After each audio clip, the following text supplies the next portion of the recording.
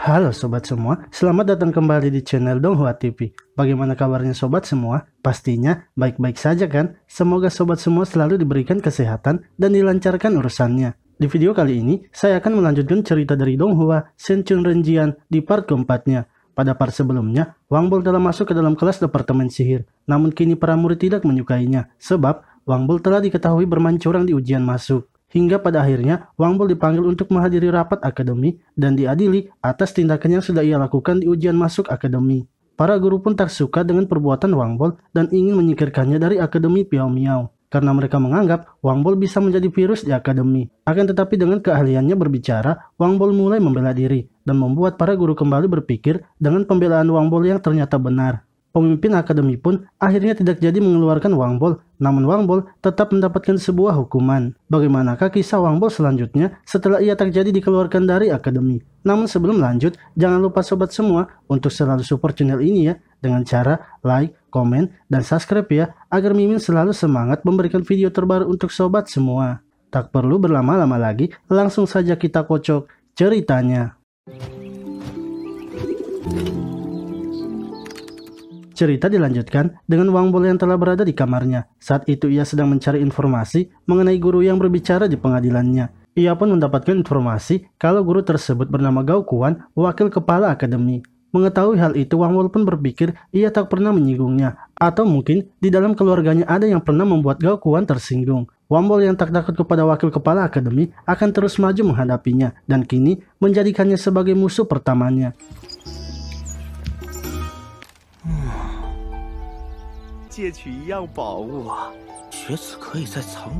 Setelah melihat tiketnya, Wang Bol kemudian pergi ke Papilun. Ia pun melihat ke ruang ilusi tempat alat sihir berada. Wang Bol kemudian menggunakan tiket khususnya untuk masuk ke ruang ilusi. Penjaga pun menyambutnya dengan baik, sebab Wang Bol adalah murid rekrutan khusus yang paling viral di internet. Wang Bol yang tak mempedulikannya terus saja berjalan masuk ke dalam. Karena peminjaman ini gratis, Wang Bol berniat untuk meminjam yang paling mahal. Lalu tiba-tiba sistem dari panduan cerdas berbicara dan menawarkan Wang Bol tongkat cahaya Kalibur. Hal itu pun membuat Wang Bol menjadi terkejut.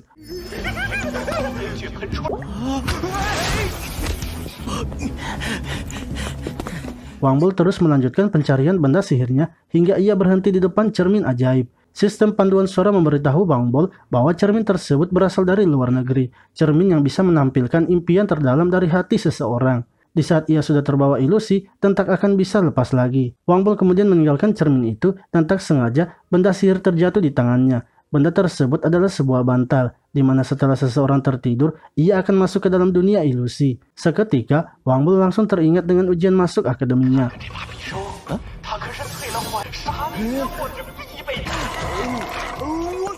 Wang Bol akhirnya memutuskan mengambil bantal itu dan bergegas pergi. Namun penjaga mengatakan bahwa masih banyak barang yang sebenarnya Wang Bol bisa lihat. Di saat berjalan keluar dari Papilon, ia melihat seorang pria yang bernama Jiang Lin. Ia adalah juara kelas dari Akademi Piao Miao yang ditemani oleh beberapa ajudannya. Ketika Jiang Lin berjalan, semua murid terkagum dan mengikutinya. Wang Bol yang melihatnya malah membayangkan dirinya yang berada di posisi Jiang Lin, di mana orang-orang memanggilnya sebagai juara kelas.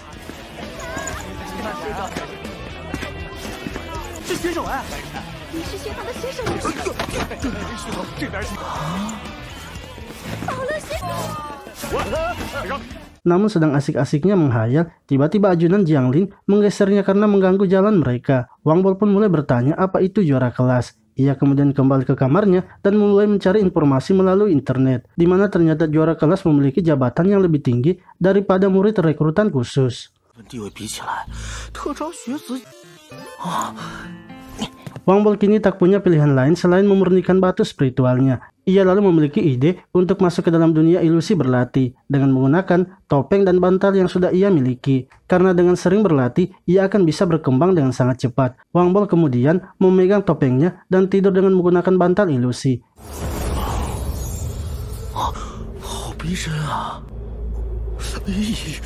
Ia pun masuk ke dalam bantal ilusi yang tempatnya sangat dingin. Saat Wang Bol melihat topengnya, ternyata topengnya itu memberikan panduan untuk berlatih di dalam ilusi. Mulai dari sinilah Wang Bol terus berlatih sambil melakukan aktivitasnya menerima pelajaran di kelas departemen sihir.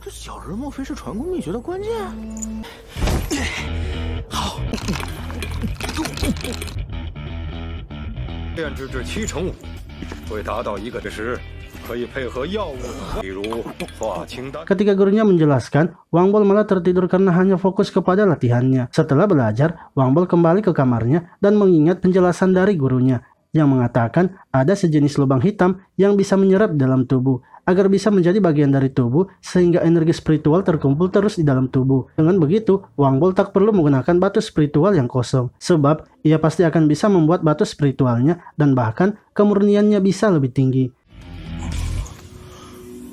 27.5%，我终于成功了！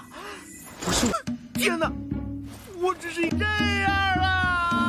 Karena badannya yang bertambah gemuk, membuat ia pergi berlatih bersama dengan Departemen Bela Diri. Ia ingin menurunkan kembali berat badannya karena ia tak mau menjadi kakek gendut yang tak berguna. Ia pun berlari dengan sangat kencang hingga melewati para murid dari Departemen Bela Diri, yang membuat guru di Departemen Bela Diri menyuruh para muridnya untuk memburu Wang Bol. Karena jika tidak bisa memburunya, maka mereka harus terus berlari dan tak boleh beristirahat.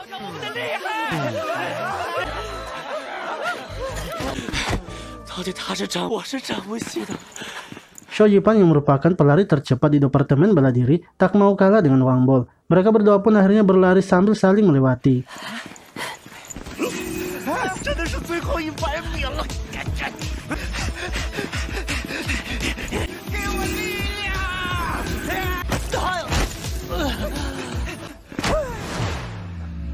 Saat sampai di garis finish, Wang Bol kini telah berhasil menguasai Ranaki dan Dara. Setelah itu, Wang Bol kemudian kembali ke kamarnya untuk membuat batu spiritualnya. Namun, tanpa pil Huaking, ia tak akan bisa menerobos hambatan. Merasa frustasi, Wang Bol akhirnya mencari informasi di internet mengenai pil Huaking, di mana pil Huaking sangat sulit didapatkan dan tak bisa dibeli dengan uang. Dan sebaiknya pengguna menggunakan kultivasi untuk menguasainya. Lalu, tiba-tiba Wang Bol mendapatkan pesan dari Xiaoyo yang memberitahukan bahwa pil Huaking akan dilelang di kota Piao Miao.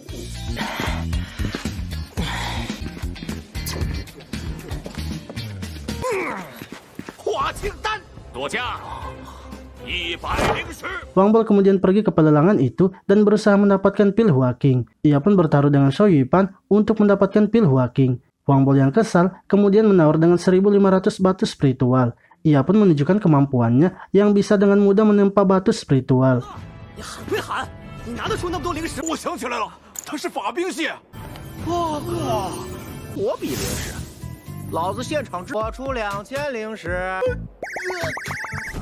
Pada akhirnya, pil Huaking berhasil terjual oleh Wang Bol. Shou Yipan yang kalah dengan Wang Bol kini menjadikannya sebagai musuhnya. Sementara Wang Bol berjalan keluar bagaikan seorang pemenang. Setelah acara lelang selesai, Wang Bol bertemu dengan Liu Dobin yang baru saja datang. Liu Dobin kemudian menghubungi ayahnya dan berniat membicarakan sesuatu. Oke sobat semua, itulah tadi cerita dari Donghua Shen Chun Renjian di part keempatnya. Ikutin terus perjalanan dari Wang Bol ya. Terima kasih telah menonton video ini. Sampai jumpa lagi di video selanjutnya.